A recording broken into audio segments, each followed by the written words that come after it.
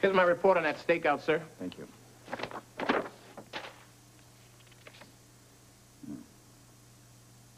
Says there's not much activity where the Jerome woman's concerned. Well, it's been relatively quiet. Decker took Olivia to the hospital for a checkup. Mm-hmm. Says there was an argument between Lucy and Olivia. Well, I didn't actually hear anything specific, but I did hear loud voices. No. Well, that...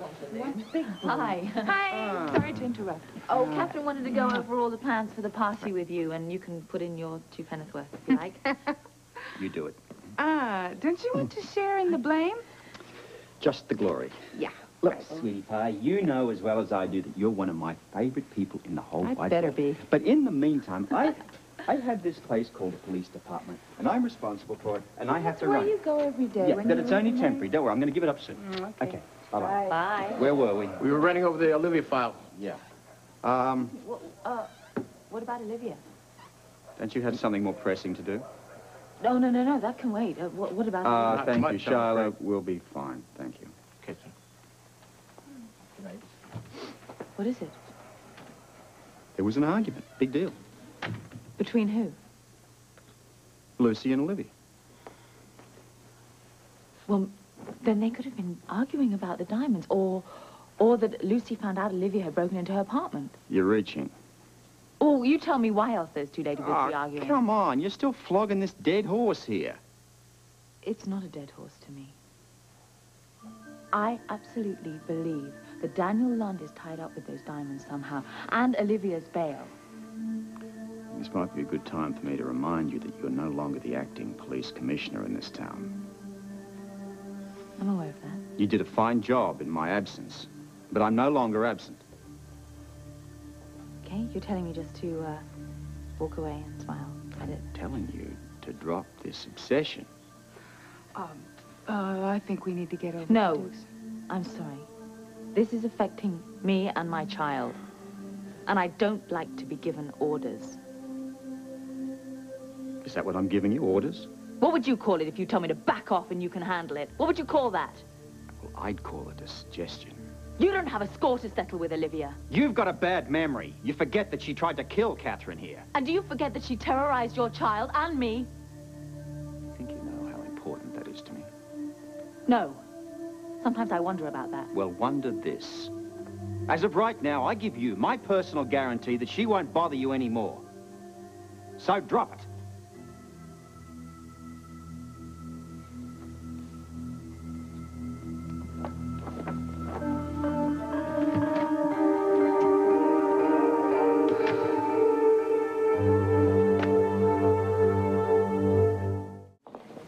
Well, I called up Iona, so she should be all packed and ready to go.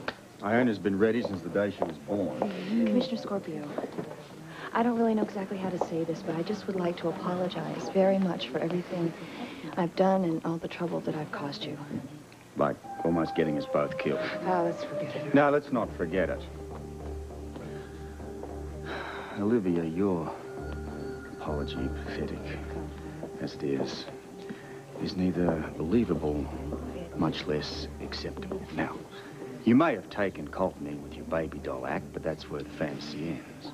I'm not trying to take anybody in, Commissioner. Whatever. I understand you've pushed your way into the family now, along with that Lucy individual. Lucy, what does she have to do with me? I don't know, but I'm sure I'm going to find out. I've got your number, Olivia. You're through messing with my family or anybody else's, for that matter. Is that all? You're out on bail, but that's just a technicality. Once the trial's over, you'll be a memory. An unpleasant one, but a memory.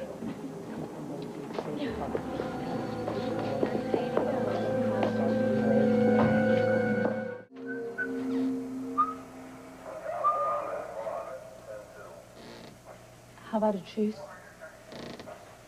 We can do that. I don't know. I just lost it. Well, God knows you've got good enough reason for it. I mean, I didn't mean to imply that you don't have Olivia's case in hand. I didn't mean to imply that, because you're going to get her convicted. I know you are going to get her convicted.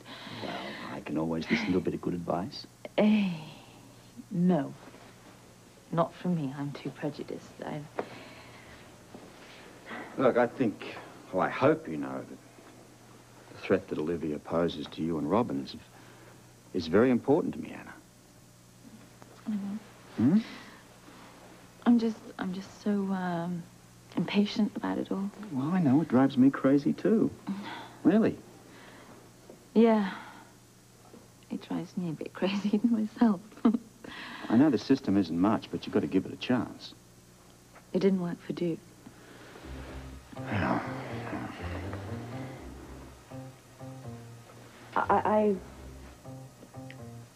I won't think about Olivia anymore, okay? I mean, I'll let you handle it. good. Good. That's a start. But, you know, I mean, you shouldn't always be this protective towards me, I don't think. Oh. Keeps me from watching television. I mean it. I think you should be more concerned with Katherine. I got something to tell you here. You probably never knew this when we were married. Yeah.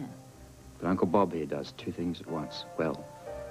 Oh, walk and chew gum? Yeah? I don't need that, Anna. Oh, you're such a big softie. Yeah. Yeah. Well, as I guess I should have known first. we have been caught in a flagrant delecti. Yeah, Oh, good. don't say that. You should stop while you're ahead. Oh, he has promised to forgive me for being so obnoxious, and I'm sorry to you, too. I'm your basic forgiving type. Yes, yes, just quit while you're ahead. Right. How's Iona? Is she okay? Yeah, she checked out of the hospital, and already she's up to her old tricks. She insists I'm coming to this party tonight. Well, that's really wonderful. I tried to talk her out of it, but she's determined to live life in the fast lane. Well, since I have two of the Delafields to contend with, the femme fatale, so to speak, I guess making room for one more is a minor issue. Oh, me? You? I have an escort. Oh, Good. who's a lucky man? Julie and Jerome. Not so good. Anna, when are you going to stop being so naive? Robert, the last thing I'm being is naive.